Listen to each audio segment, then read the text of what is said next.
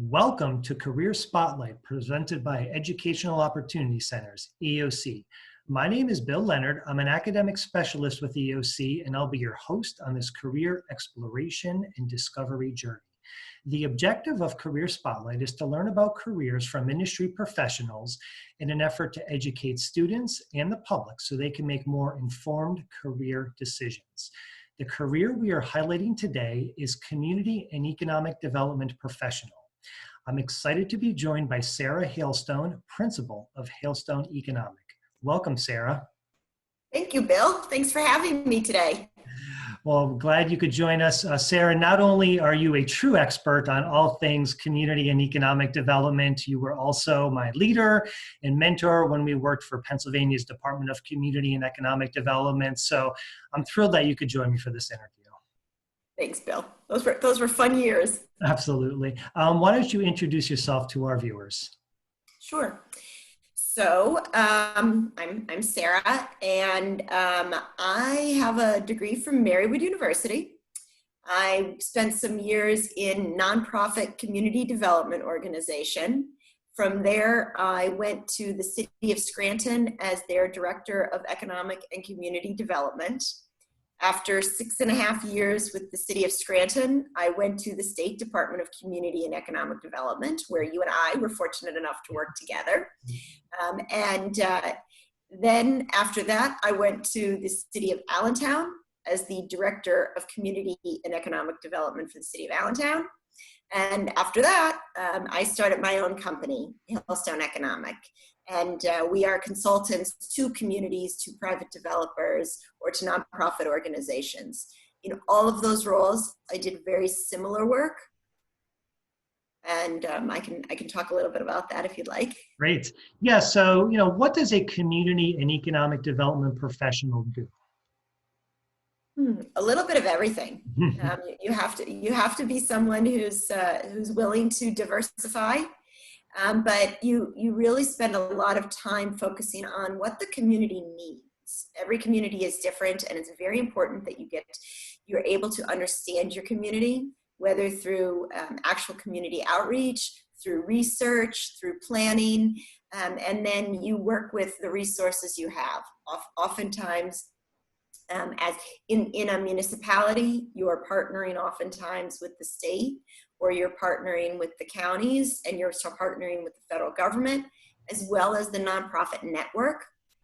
You really have to be a team player because the for-profit network. You really have to be able to bring people together for a common goal. That's great. And you talked a little bit about your career path. How did you sort of break into the profession, the nonprofit economic development work that you did? Is it something you went to school for?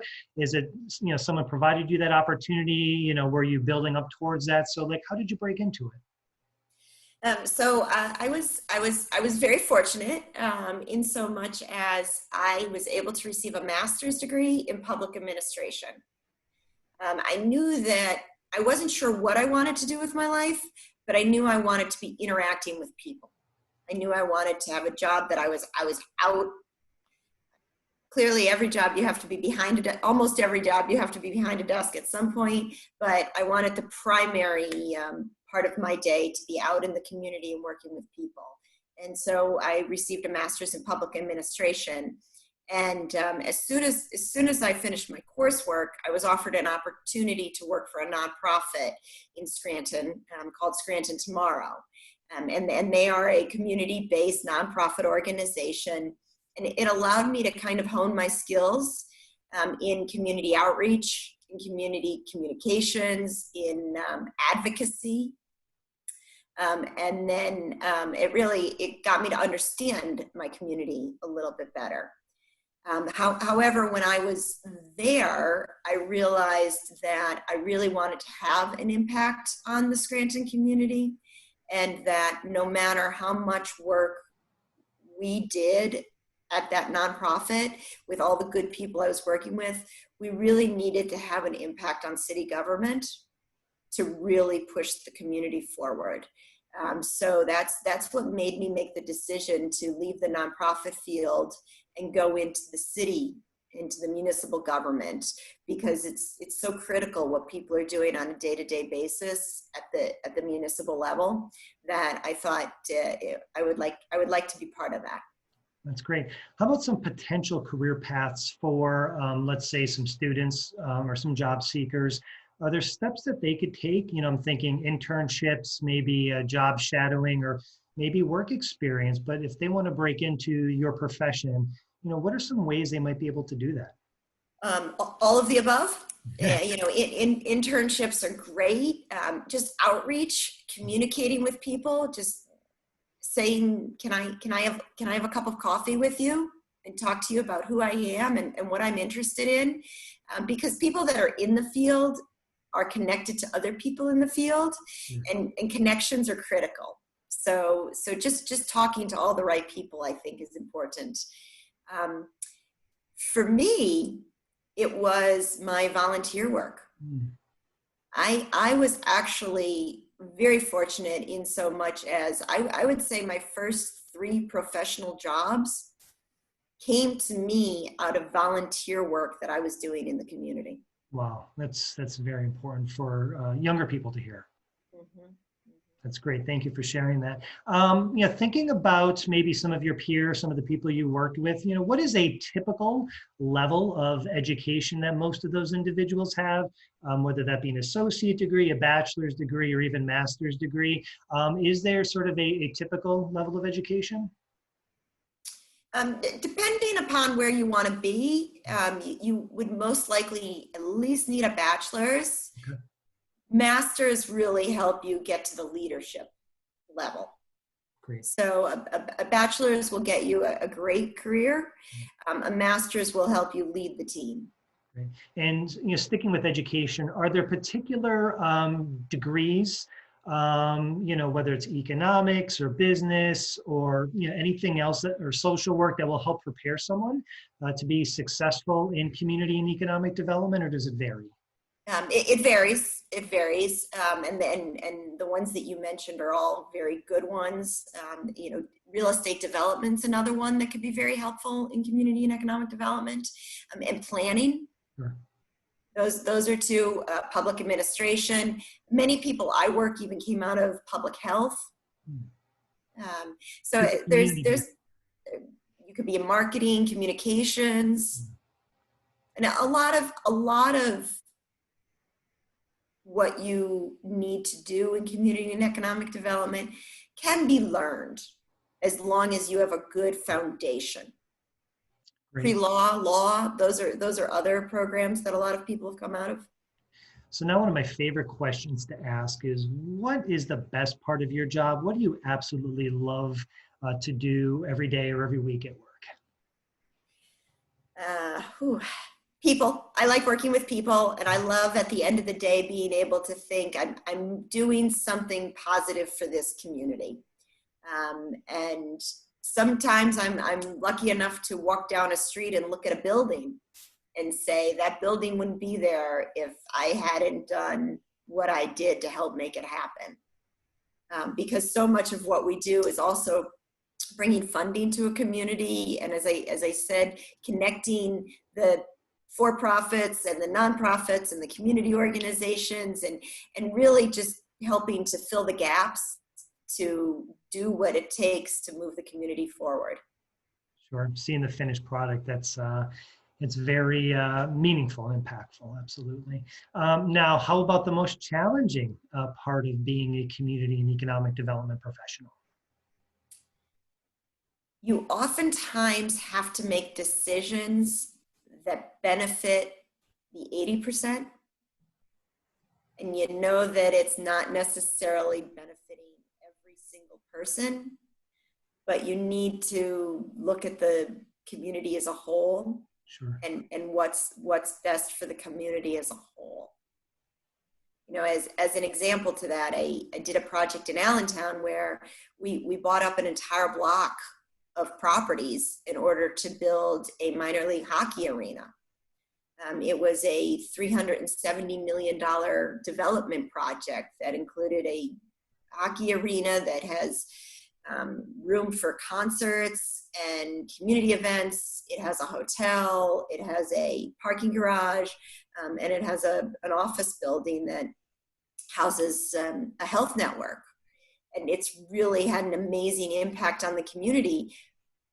But we had to buy people's businesses, and it hurt people that we were taking their properties from them. But as a whole, it's really helped the community. Sure. Thank you for sharing that. How about continuing education or professional development? Is that required in your profession, or is it just important? And if it's just important, like what are some examples of like professional development? It is not required, like as well.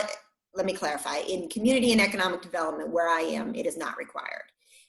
If I were the director of planning, and planning department is oftentimes within community and economic development, my planning director has continuing ed requirements. I don't. But in order for me to do a good job, you have to. Every day is a learning experience. You have to constantly continue to educate yourself and continue to grow, or you cannot be good at what you're doing. So I do that through a lot of staying current on articles and research, staying current on programs as they come out, studying different programs.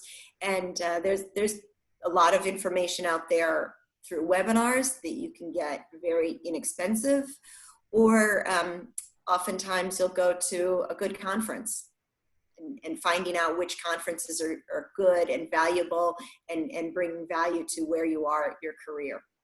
Great. Another important thing for especially young people to know about are skills, and which skills are important for different careers. So talk to me a little bit about the soft skills and hard skills, or as I like to call them, people and technical skills, that you feel is important if you want to be a good community and economic development professional. You've mentioned communication, but I imagine there's probably several others. Sure. I think compassion. Compassion's really important, and being able to listen. Someone who can listen and can understand both sides. It's a lot of times when you're in community and economic development, you have to balance the needs of the community with the opportunities for the developers. And there's a balance between making sure that new development and jobs and opportunity exist in your community without giving away your community. Sure. Sure. Is that helpful? Absolutely. Thank you. What is one thing you now know about your profession that you wish you knew when you started almost 20 years ago?